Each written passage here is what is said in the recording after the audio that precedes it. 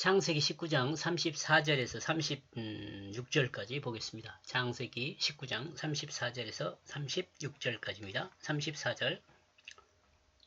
그리고 그 다음 날이 되고 있다. 그리고 큰 딸은 그 작은 딸에게 말하고 있다.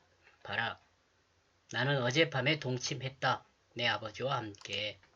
우리는 그가 술을 마시게 만들자. 또한 이 밤에 그리고 너는 들어가라.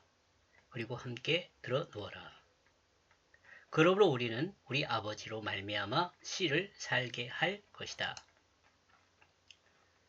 술을 통한 범죄. 혼자서 하는 것이 아니라 둘이서 짜고 행하는 것입니다. 딸들이 둘이서 짜고 아버지를 속일 뿐 아니라 씨를 도둑질하는 것이라고 생각할 수 있습니다.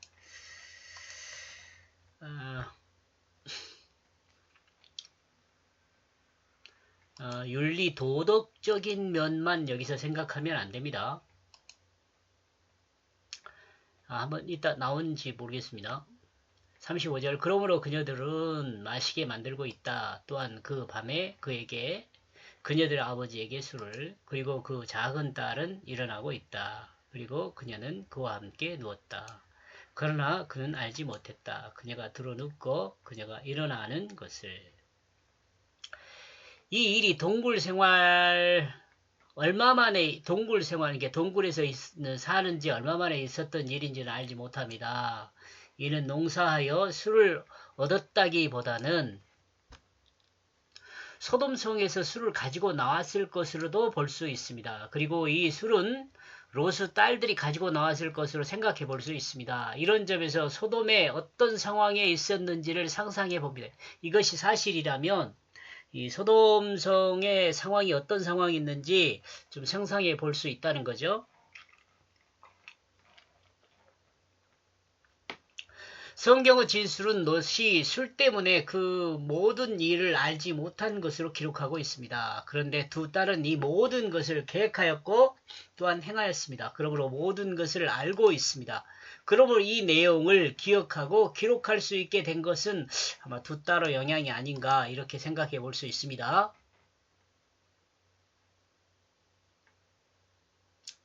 성경은 역사적 사실을 기록하기 위해 기록한 책이 아닙니다. 다시 이 말씀 강조해서 드립니다. 성경은 지금 롯과 롯의 딸들의 그 사실적인 내용을 우리에게 전달해 주기 위해서 기록한 책이 아니에요. 그러므로 성경은 역사책이 아닙니다. 성경은 하나님 백성에게 하나님의 뜻을 전달하기 위해 사용한 하나님의 뜻을 담은 그릇입니다. 그러므로 그리스도인은 성경에 기록된 사실보다는 성경을 통해 전달하는 하나님의 뜻이 무엇인지를 알려고 노력하고 질문해야 합니다. 그렇다면 하나님은 어떤 뜻을 전하고 있을까요? 이 말씀을 통해서. 만약 역사가 중요한 것이 아니라 이 역사적 사실을 통해 의미를 전달한 것이라면 그 의미는 무엇일까요? 우리에게 전달하는, 하나님 믿는 그리스도인에게 전달하는 의미는 무엇일까요? 하나님이 아브라함과 이야기하면서 그것을 확증한다. 뭔 말입니까 이게? 하나님이 아브라함과 이야기하면서 뒤를 읽어봐야 뭔 말인지 알 것입니다. 소돔에는 의인이 없다는 것을 분명하게 드러냅니다. 정리해봅시다. 소돔성에 의인이 없다는 것을 확증합니다. 그렇게 적겠습니다. 하면서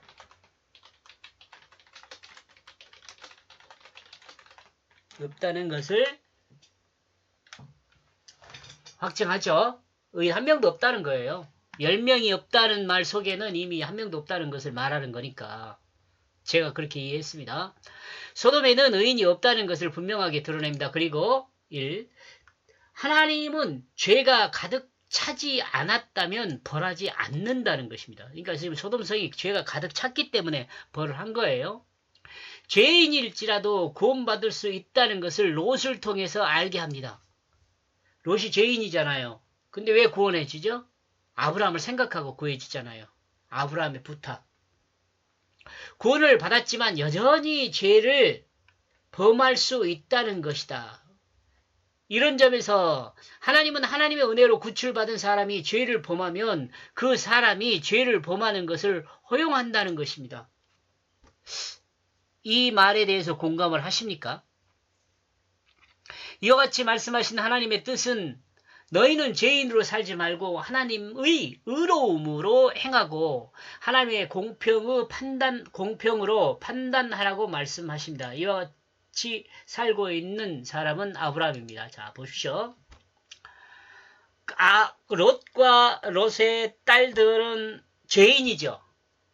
근데 아브라함을 생각하고 구원을 했어요. 근데 이들이 행하고 있는 것을 보면은 그 죄인의 모습이 그대로 드러나잖아요. 그 내용을 그대로 우리에게 지금 보여주고 있잖아요. 이것은 성경 말씀이에요. 롯이나 롯의 딸들이 잘못했다는 것을 우리에게 알려주려고 이 기록한 책이 아니라고요. 이것을 통해서 우리가 뭘 느낄 수 있는지, 뭘 하나님이 전달하는지를 듣게 하려고 이 말씀을 기록한 거예요. 그렇다면 우리는 어떡해요? 우리는 예수 그리스도를 통해서 죄사함을 받았어요. 그러나 죄를 질 수 있어요? 없어요? 죄를 질 수 있어요. 마치 롯의 딸들처럼. 그런 우리를 향하여 하나님이 뭐라고 이야기합니까? 그렇지 말라고 이야기하는 거죠. 죄를 범하지 말라고 말을 하는 거예요. 우리는 이 음성을 들어야 돼요.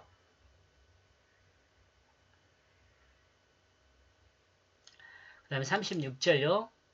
이 내용은 조금 이따가 제가 다시 정리를 해놔야 할 것 같습니다. 36. 그러므로 롯의 두 딸은 임신하고 있다. 그녀들의 아버지로 말미암아.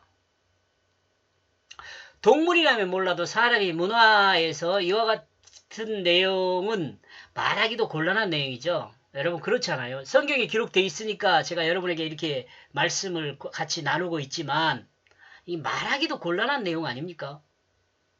그러나 이와 같은 내용의 문화가 소돔에 있었다는 것을 생각하면 왜 소돔이 멸망당해야 했는지를 알 수 있게 하는 거죠. 소돔의 죄가 얼마나 무겁고 큰지를 분명하게 이게 알 수 있게 해주는 내용이라 이겁니다. 롯의 자녀들은 아브라함의 자녀들과 달리 하나님의 의로움을 행하지 않고 하나님의 공평으로 판단하지 않았습니다. 롯의 자녀들은 모두 자기 마음에 옳은 대로 행하는 사람들이었습니다. 여기까지 보겠습니다. 고맙습니다.